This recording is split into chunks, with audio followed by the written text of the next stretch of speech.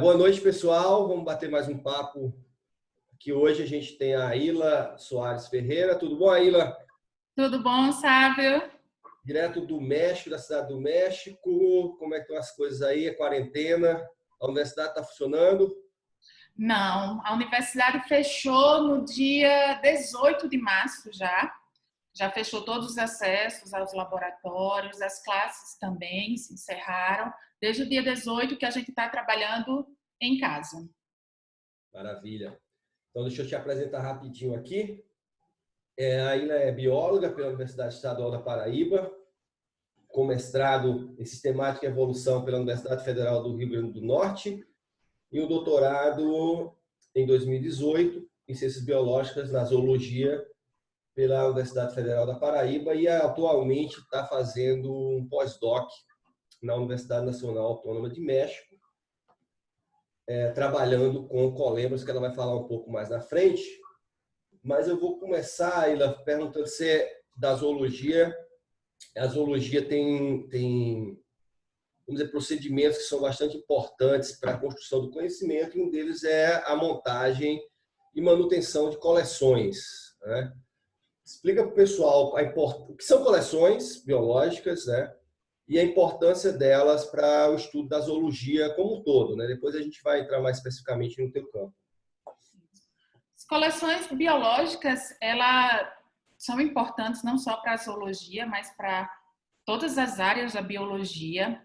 Ela é importante tanto na ecologia como na economia de um país. É onde você vai ter a representação, falando do lado biológico, onde você vai ter uma representação da fauna e da flora do seu país e do que era do mundo. E as coleções, elas são literalmente testemunhos, né, biológicos do que tinha antes, né, do que tem também hoje. Então, elas são como testemunhos. Um exemplo, muitas áreas têm tido desastres ecológicos, né, Mariana, Brumadinho e outras áreas. E as coleções que têm espécimes, né, e espécies dessas áreas possuem um testemunho biológico do que era a fauna e a flora dessas áreas, né? Isso é importante também para, você falou agora de desastre, né, para você ver perda biológica também, né? Isso. Então, legal. Isso. Deixa eu te perguntar, e dentro das coleções tem uma área que a biologia, é uma área antiga da biologia, que eu acho que está um pouco sendo esquecida, mas que é muito importante, que é a parte da taxonomia, né? A gente só consegue acessar a real diversidade do mundo se a gente tiver bons taxonomistas para ir lá, coletar, armazenar, fazer uma boa descrição dos grupos. Explica para o pessoal aí o que é taxonomia inicialmente e qual a importância dela na biologia como um todo, né? A taxonomia, sem taxonomista, não existe boas coleções biológicas, né? A taxonomia eu posso resumir de uma forma bem clara para quem não é da área da biologia. É o ramo da biologia onde a gente vai vai literalmente organizar e classificar as espécies. Então, o taxonomista, ele faz isso, ele consegue identificar, ele organiza aquela espécie e identifica ela, né? Essa é a principal função do taxonomista. E sem a taxonomia, não há as outras áreas. Então, sem o taxonomista, não se pode desenvolver uma boa ecologia, não se pode desenvolver uma boa área de genética, porque você precisa identificar aquela espécie, né? Precisa classificar aquele organismo vivo. A taxonomia, por muito tempo, ela foi diminuindo. Existem poucos taxonomistas em certas áreas no Brasil, acho que até não tem mais taxonomistas dentro da área de certos grupos de insetos, já não existe mais no Brasil. E existe pouco realmente no mundo.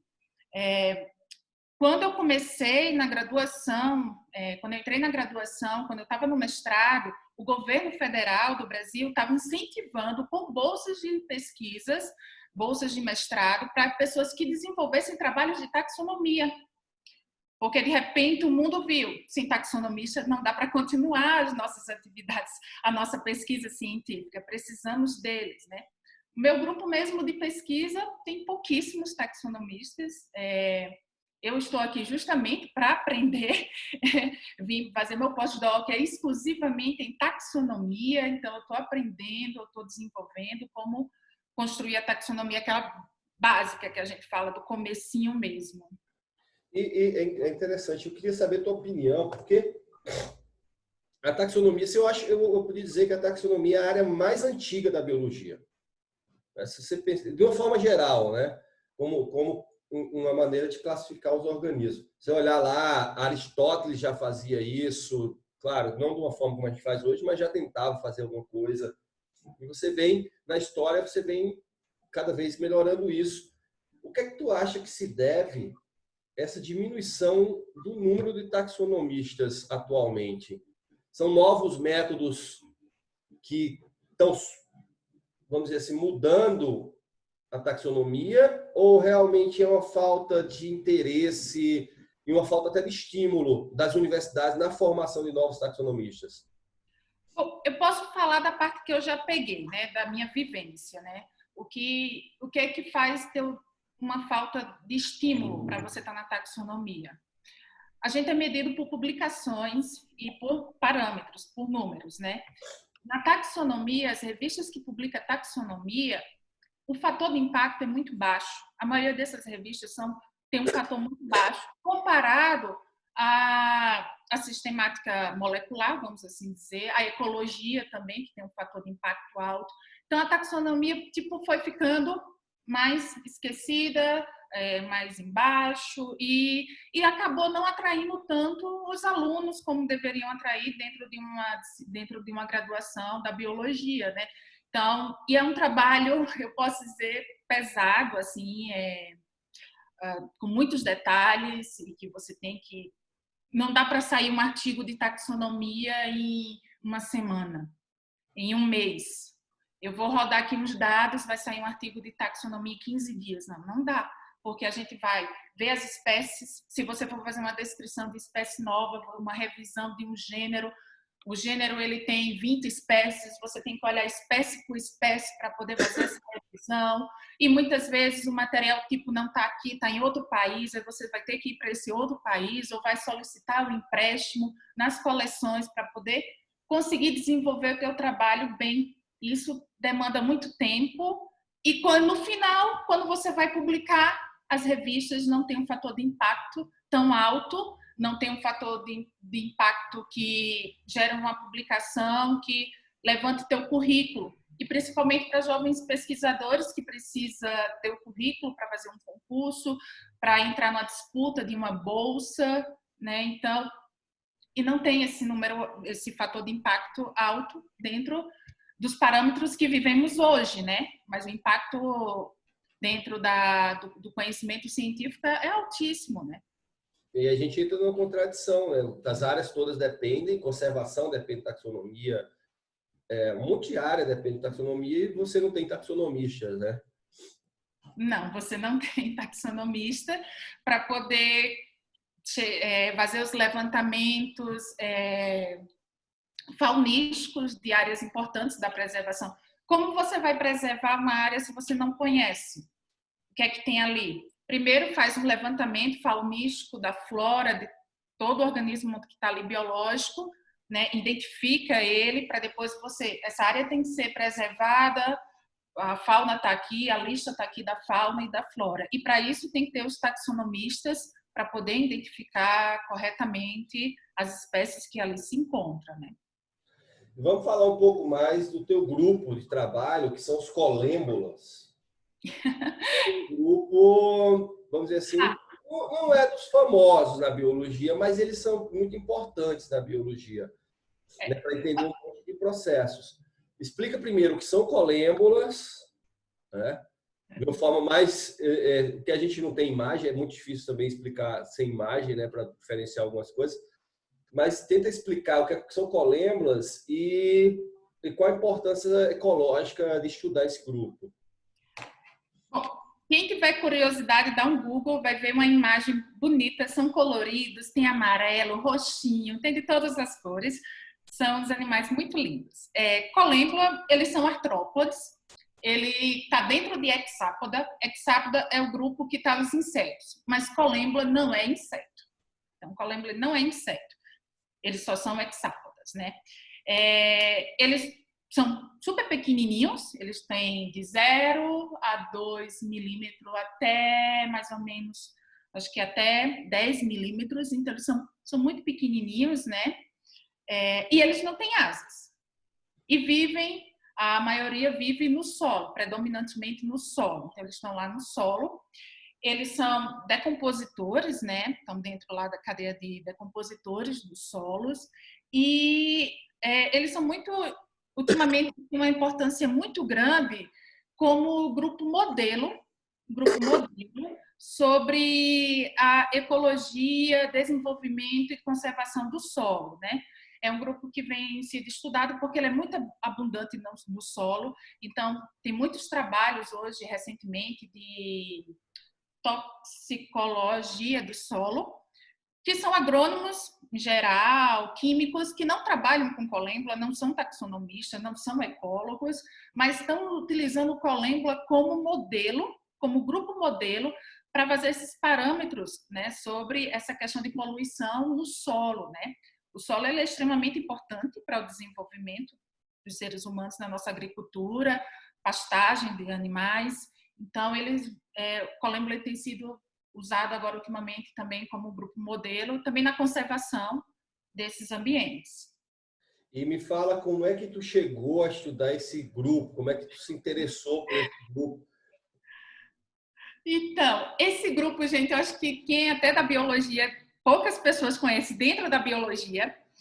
Eu vou começar a falar um pouco da história da colembologia, que é o nome que a gente dá, né, para quem estuda colêmbula, mas eu acho que nem existe isso. Assim, colembologia, o estudo de colêmbula no Brasil começou na década de 30, é um estudo extremamente recente dentro do Brasil, começou com o Dr. Roger Allais, que ele é francês, e ele veio se estabelecer no Brasil, no Rio de Janeiro, no Museu Nacional, e lá ele criou a primeira coleção de colêmbula lá no museu, na década de 30. Então, a colembologia no Brasil começou ali, no Rio de Janeiro, né? Onde tinha a maior coleção de colêmbula, né? Agora não temos mais, né? Com a destruição do museu.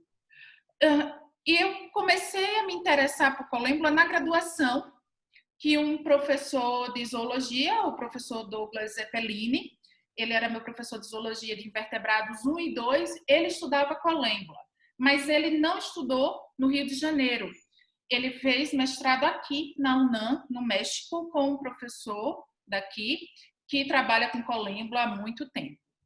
Então, eu comecei a olhar assim, gostava de invertebrados, queria trabalhar com invertebrados, mas eu também queria trabalhar no mangue, porque eu sempre admirei muito o mangue, a estrutura do manguezal, eu queria trabalhar no mangue. Então, eu fiz, para onde eu vou? Para onde eu vou? Eu fiquei um pouco assim, Douglas não trabalhava com coisas do mangue, só trabalhava com zoologia de invertebrados, os colêmbulas. Vou trabalhar com peixes no mangue. Não me interessei por peixes, achei muito grande.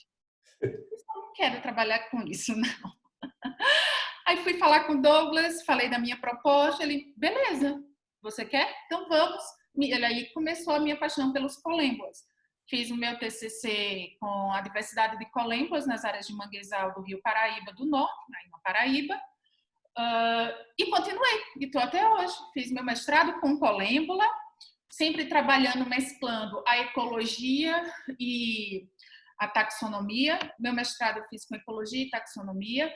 O meu doutorado ele foi mais voltado para ecologia do que taxonomia, porque como o grupo de colêmbula no Brasil era muito pequenininho, mas quando eu falo muito pequeno, é pequeno mesmo. Você coloca todo mundo dentro de uma van.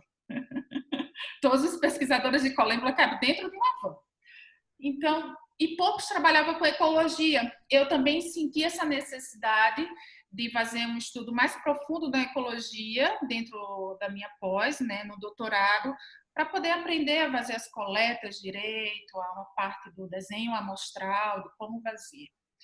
E agora eu estou terminando essa minha parte do meu ciclo de estudo, agora eu estou só com a taxonomia. Aqui no México, meu pós-doc só com taxonomia. Meu desenvolvimento da minha pesquisa é só com taxonomia. E fala um pouco mais especificamente o que é que tu trabalhou no doutorado, na parte ecológica, porque eu sei que eles são usados como indicadores. Você trabalha também com consultorias, né? E esses organismos são usados em consultorias também como alguns indicadores, né? Isso. Como é que foi o trabalho mais especificamente? Eu vi que você trabalhou em áreas de Caatinga e Mata Atlântica, né? E a gente sabe que Caatinga é uma área pouco estudada no Brasil, apesar da gente ser um ecossistema praticamente único do Brasil, mas a gente tem poucos estudos. E como é que foi essa experiência tua de trabalhar com colêmbula na Caatinga, né? E eu queria também que tu falasse, como tu trabalhou Caatinga e Mata Atlântica, né? Fala um pouco da diversidade dos colêmbulas nessas áreas, como é que tu sentiu isso? Se tem muita diferença, se tem tanto de número, mas também de adaptações, você conseguiu perceber isso? No mestrado, eu trabalhei na Caatinga, na área de Caatinga, e foi a primeira vez que eu fui trabalhar na Caatinga e me apaixonei pela Caatinga. Me apaixonei, era o manguezal, mudei de amor rápido quando eu vi a Caatinga. Me apaixonei pela Caatinga e continuei também no doutorado. No doutorado, no mestrado, eu estudei a variação temporal, né, da comunidade de colêmbula na área de Caatinga. O que seria isso? Todo mês eu fazia coleta naquelas mesmas áreas, naqueles mesmos pontos, para ver como a comunidade, né, ia se comportar no período de chuva, no período de seca, durante um ano na Caatinga. E no doutorado eu já fiz mais um levantamento de diversidade, mas a gente trabalhou a variação espacial. Então, a gente saiu de João Pessoa, né, até Cajazeiras, praticamente um transecto de 500 quilômetros, e a gente foi coletando, tanto em área de Caatinga, como em área de Mata Atlântica. E na área de Caatinga, as áreas que a gente ia coletar, geralmente era área que ninguém nunca nem tinha coletado nessa área. A gente teve o privilégio de participar de um projeto da Serra de Santa Catarina, que é uma área muito linda que tem na Paraíba, que está sendo estudada justamente para virar uma área de proteção, né, que era o pessoal da equipe do Dr. Helder, da Universidade Federal de Areia, né? E a diversidade nessa área gigante, porque é uma área praticamente assim isolada, tinha uma riqueza muito maior do que certas áreas de Mata Atlântica que eu coletei, que são áreas, um exemplo, muita área que é ao redor, que está dentro de uma matriz de canavial. Então, está aqui a florestazinha pequena ao redor, cheio de cana-de-açúcar. E lá na Caatinga, nessa área, na Serra de Santa Catarina e em Cajazeiras, a riqueza, a quantidade de espécie era muito maior do que nessas áreas de Mata Atlântica. Então, essa história que falava, Caatinga é uma área pobre. Não, isso já foi derrubado, né, faz muito tempo. A Caatinga é rica, uma riqueza impressionante, há uma diversidade assim extraordinária. E isso eu estou falando só da parte de insetos e da parte de colêmbula, né? Imagino das outras áreas também deve ser impressionante, né? E eu acabei me apaixonando mesmo pelo ambiente, é um ambiente incrível, assim, você vê a sazonalidade nos teus olhos, depois você chega no laboratório, vai identificar as espécies, você vê aquela mudança ali no microscópio, eita, aquilo ali também é muito bom, muito interessante. E é um ecossistema nosso, né? Uma área nossa, que não há em nenhum outro lugar, então é único e necessita ser urgentemente preservado, porque a desertificação é uma questão na Caatinga que o pessoal tem estudando, mas a recuperação das áreas que foram destruídas é muito complexa, os estudos de recuperação, e a gente está perdendo muito, muito mesmo, né? Eu coletei também nas áreas de brejo de altitude. Nossa, eu tinha colocado no meu projeto inicial para coletar em 3 áreas de brejo de altitude, né? Que são os brejos, e embaixo é a Caatinga e em cima tem esses brejos, né? A gente só conseguiu coletar em um, porque os outros não tinham espaço para a gente poder fazer o transecto, né? Porque eu coletava de forma padrão em todas as áreas, simplesmente não tinha área para a gente coletar mais. Já tinha virado tudo plantação de forma desordenada, plantação de questão de comida, assim, e de forma desordenada, e já não tinha área mais preservada para a gente coletar. E a gente se deparou com isso. Tive que diminuir no final do meu doutorado, né, minha tese, tinha menos áreas do que eu prometi no meu projeto, porque eu simplesmente não encontrei essas áreas preservadas, não tinha mais. Isso a gente está perdendo muito, né? A Caatinga está sendo destruída e como ninguém estuda, a gente nem sabe o que está perdendo, na verdade, né? Não, eu encontrei, no meu doutorado eu consegui descrever 3 espécies novas que eu encontrei nas áreas de Caatinga. Um dos meus capítulos foi a descrição de 3 espécies novas de colêmbula que eu encontrei nas áreas de Caatinga, né? E tem outras que provavelmente eu não consegui identificar porque não era especialista dentro da família de colêmbula, né? Que tem os grupos, mas que eu sei que são novas e tudo, a maioria da diversidade estava ali na área de Caatinga, já que é uma área pouco estudada, pouco levantamento e a gente não sabe. E voltando para a área de consultoria, a gente tem feito bastante, os grupos de colêmbula têm trabalhado com os pesquisadores, têm trabalhado com consultoria nas áreas de cavernas, né? Onde, pela lei brasileira, você tem que fazer um levantamento e saber o que é que tem de fauna daquele ambiente de caverna, e só assim pode ocorrer uma exploração, dependendo do que tem. Se tem animais endêmicos que não tem em nenhum outro canto, aquela caverna ela não vai poder ser quitada, suprimida, né? E tem tido uma importância muito grande esse trabalho, tem sido um levantamento feito nas áreas, um exemplo, na coleção do Dr. Douglas Zeppelini, da UEPB, ele tem testemunhos das áreas de Mariana e Brumadinho. Então, a gente sabe o que é que tinha lá antes da tragédia. E com isso, agora, depois que fizer todo a limpeza, retornar ao ambiente, pode fazer um estudo do que tem de novo agora, né? O que é que tinha antes, depois ficou com 0 e o que é que apareceu, né? E falando nisso, tu tens mais ou menos, só para o pessoal ter uma ideia, qual é o número de espécies de colema que a gente já tem descritas hoje em dia? No mundo, a gente tem aproximadamente 8.000 espécies no mundo. No Brasil, quando eu estava fazendo a minha tese, a gente tinha 370 espécies, mas o pessoal publicou, eu acho que já está em 375, 380 por aí espécies descritas para o Brasil. Tem pouquíssimas. A gente crê que esse número está super abaixo do esperado para uma região de ambiente tropical que a gente vive, a região neotropical. A gente espera muito, muito mais, muito, muito, muito. Dentro do Brasil mesmo, há áreas com poucos levantamentos. Então, a gente pouco sabe o que tem de colêmbula no Cerrado, no Pantanal. Tem poucas informações dessa área. Por quê? Porque não tem pesquisador nessa área.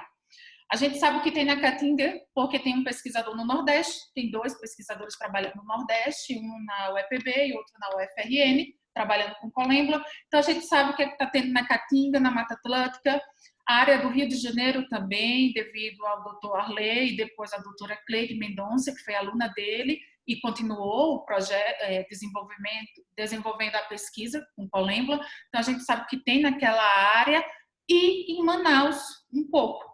Porque antes tinha uma pesquisadora lá, então a gente tinha um pouco de noção que tinha lá. Mas as áreas que não tem um pesquisador na área, por exemplo, Cerrado e Pantanal, a gente não tem ideia, os levantamentos muito pouco mesmo. Você já terminou respondendo a minha próxima pergunta, que era quantos grupos mais ou menos tem no Brasil. Então, vai ter mais ou menos uns 5 grupos aí, mais ou menos concentrados aqui no Nordeste, Sudeste e um grupo ali na Amazonas. Isso. Realmente, você tem um gap do meio do Brasil ali enorme, né? Cerrado é uma região também que a gente sabe que é muito rica, né? Isso. Diversidade. Não temos noção do que tem nessas áreas. E deixa eu te perguntar, Você vê uma renovação, um interesse dos estudantes novos em colêmbola? Como é que está isso? Ou você está vendo que cada vez esses grupos vão ficando mais fracos, até por falta de incentivo mesmo, de não conhecer o grupo? Você vê que tem pesquisador, está se renovando essa geração de pesquisadores em colêmbola? Está se renovando um pouco, mas está, né?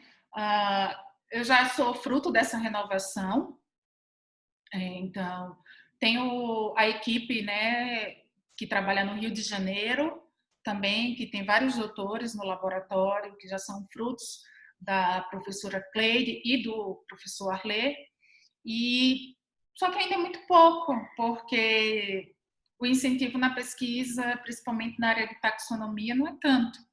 Então, acaba sendo muito pouco o incentivo, mas tem, a renovação ainda tem. Não sabemos como vai ser o futuro, o que espera desses jovens pesquisadores que tem, né, de colêmbola, mas muito pouco, mas tem até aqui no México também tem uma renovação boa, já tem doutores formados que trabalham com colêmbola e possivelmente vão depois ficar no lugar do pesquisador principal aqui, né? Vão assumir a coleção, né? Adiante. Que é o mais importante. O que a gente preza mais é isso, quem trabalha com grupos pequenos, que trabalham diretamente com coleção, ou quem trabalha diretamente com coleção, acho que o maior medo que a gente tem aqui, o pesquisador que maneja essa coleção, ele não deixe frutos, não deixe a renovação para que outros pesquisadores possam manter e trabalhar com essa coleção, porque a coleção ela precisa de manutenção.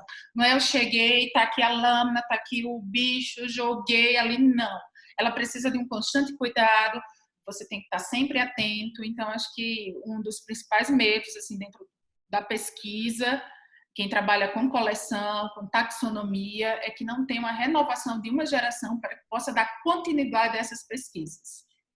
Isso realmente é preocupante, né? E até estrutura, né, para manter a coleção, né? Muitas vezes, por exemplo, você falou do Museu Nacional, que a gente perdeu uma coleção gigantesca, né? E a gente sabe as universidades muitas vezes fazem coleções mais ou menos do jeito que dá, né? Porque a gente não tem, às vezes, não tem estrutura, não tem. Às vezes a gente não tem pote de vidro, um essencial para guardar os animais, né? Então, isso é realmente um problema. Não, E fala. Só para complementar, a gente perdeu, eu acho que 70 espécies tipos que estavam depositadas no museu. Se eu não me engano, era esses os dados, 70. Isso é muito, muito, muito mesmo. E isso é um atraso gigante dentro de uma pesquisa científica. Não só na área de colêmbola, mas na ecologia em si, em tudo. A conservação é gigante. Já que você tocou nesse tema, eu nem ia te perguntar, mas agora eu acho que é interessante explicar. Explica para o pessoal o que é uma espécie tipo.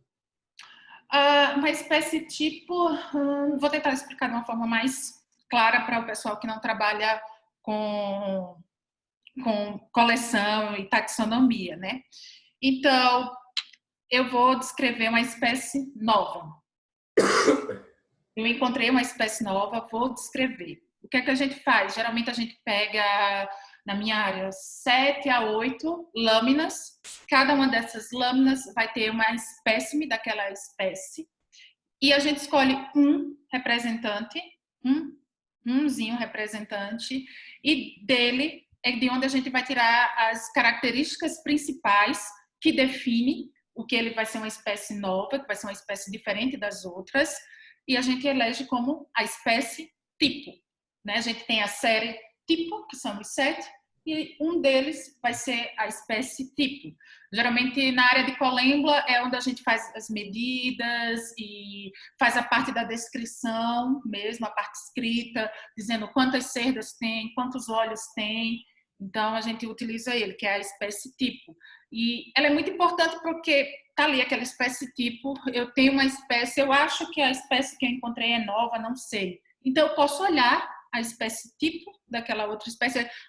São diferentes, então isso aqui é uma espécie nova. Isso é a importância da espécie tipo, da série tipo em si, né? Que tem o holótipo e o parátipo. Isso é que é importante. Ah, legal. É bom explicar, porque muita gente não sabe desses procedimentos, né, que são bem estabelecidos. E eu vou entrar já para uma discussão mais, já para o nosso final. Você está aí no México, seu pós-doc acaba mais ou menos em agosto, se eu não me engano, né? E você é uma recém-doutora, e eu queria que você compartilhasse um pouco da tua experiência como recém-doutora, chegando no mercado, as dificuldades que você está enfrentando, você está percebendo, né? E quais são os desafios a vencer, né? Porque você teve um investimento gigantesco, você fez mestrado, doutorado, pós-doc, um investimento pessoal e de conhecimento mesmo. Você falasse assim, as dificuldades de um recém-doutor, né, em se inserir no mercado na atual conjuntura da pesquisa no Brasil. Eu acho que os recém-doutores da minha geração, o pessoal que terminou em 2017, 18, 19, até 2020 agora, a gente está com um impacto muito grande, porque a maioria deles entraram no mesmo período que eu entrei no mestrado e nesse período que a gente entrou era um período de, vamos dizer assim, de abundância de recursos financeiros dentro da universidade comparado ao que tinha antes. Então tinha recursos financeiros, tinha muita bolsa de pesquisa, incentivo para você pesquisar, né?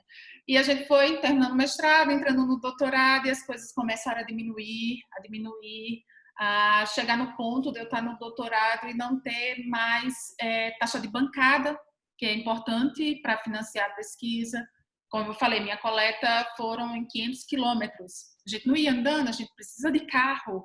E a universidade não tinha mais como custear a gasolina, ou então os carros estavam quebrados e não tinha mais como financiar os consertos desse carro. E a gente já não tinha mais taxa de bancada. Eu já cheguei no final já com aquele choque. Não tem mais investimento, não está abrindo mais concurso. E quando eu terminei, que eu fui solicitar a bolsa de pós-doc no Brasil mesmo, né, que é a pós-doc júnior, que chama, que é para quem terminou o doutorado, recém-doutores, e já estava praticamente, era uma bolsa por área, já não tinha quase nada. Eu mandei, vou enviar, e não fui aprovada realmente. E também, ao mesmo tempo, já mandei aqui para a UNAM, e foi um choque. A gente ainda está vivendo muito, eu creio que os recém-doutores, a gente está vivendo uma expectativa que a gente não sabe nem o que é, porque é um investimento muito grande, como você falou, é um investimento financeiro realmente grande do governo, com mestrado, com doutorado. Eu fiz o doutorado sanduíche, então eu ainda passei 4 meses fora, com tudo pago, para trabalhar e estudar, e foi esse doutorado sanduíche que fez abrir as portas para eu poder fazer o pós-doc aqui no México, porque eu também fiz o doutorado sanduíche aqui. Então, com isso, eu acabei criando um vínculo com o laboratório e fui convidada para fazer um pós-doc aqui. E, sinceramente, a gente está com a perspectiva, assim, de queremos trabalhar. Acho que todos da minha turma têm essa ansiedade de dar o retorno, sabe? Foi investimento também de professores, né? De todo o corpo docente, de uma pós, dando aula, investindo. E a gente quer dar esse retorno, queremos estar trabalhando, queremos dar esse retorno para o nosso país, para o nosso Brasil, investir em ciência, porque dando esse retorno científico também é um retorno econômico. O retorno científico ele é um retorno econômico também, não tem como desvincular a mesma coisa. Então a gente queria dar. Eu estou aqui fazendo esse pós-doc agora, mas os produtos dessa minha pesquisa, ela não vai ser um retorno econômico para o Brasil, vai ser para um retorno econômico no país que eu estou. Porque eles estão me pagando para isso. Eu não estou com bolsa do Brasil. Eu estou com a bolsa do México, a bolsa da UNAM, da Universidade Autônoma do México. Então, o retorno tem que ser para eles, né? Mas eles não fizeram investimento antes. Quem fez o investimento antes quem me capacitou antes foi o governo do Brasil, foi o Brasil.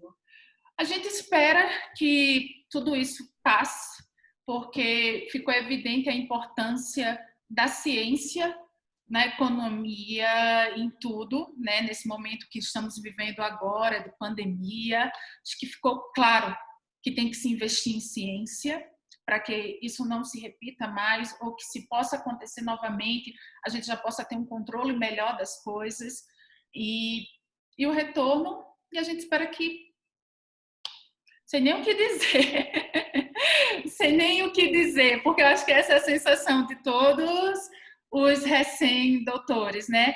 Eu vi alguns vídeos seus aí do canal e todos eles, né, a maioria são professores já consolidados, né? Então, os anseios e os medos, eu fiz, não, isso não é meu medo, não é meu anseio. Nosso medo, nosso anseio já é diferente, sabe? Já é um medo de que, será que eu não vou conseguir dar esse retorno? Será que a gente não vai conseguir seguir uma carreira dentro da docência, dentro da pesquisa, não só em universidade, mas em outras áreas, em outras instituições? A gente fica pensando nisso, né? E aconteceu uma coisa que é da minha geração agora, que muitos estão fora do Brasil. Saiu até uma matéria de fuga dos cérebros, né? Muitos pesquisadores estão fazendo pós-doc fora, muitos pesquisadores do Brasil estão fazendo pós-doc fora do Brasil, com bolsas de fora, não são bolsas brasileiras, e outros estão sendo convidados a permanecerem, né? Tendo um cargo até permanente, ou um cargo temporário de 4 anos, e vai. Eu ia tocar nesse assunto que você falou aí. O Brasil fez um investimento gigantesco de qualificar você e vários pensadores da tua geração, e realmente a gente está vendo que esses caras, todo mundo está tendo mais oportunidade fora do país do que dentro do país. Ou seja, a gente está, esse você tocou, é muito importante, que está tendo uma fuga de cérebros gigantesca. E isso mostra duas coisas para mim. Isso mostra que a gente está valorizando mal os pesquisadores que a gente está formando, e mostra também que a gente não é porque está formando mal, porque o pessoal de fora está querendo esses pesquisadores. Então, a gente está formando gente boa, mas a gente não está dando oportunidade deles ficarem. Então, os outros países até que estão pegando todo já pronto, assim, já está pegando o cara pronto para trabalhar, né?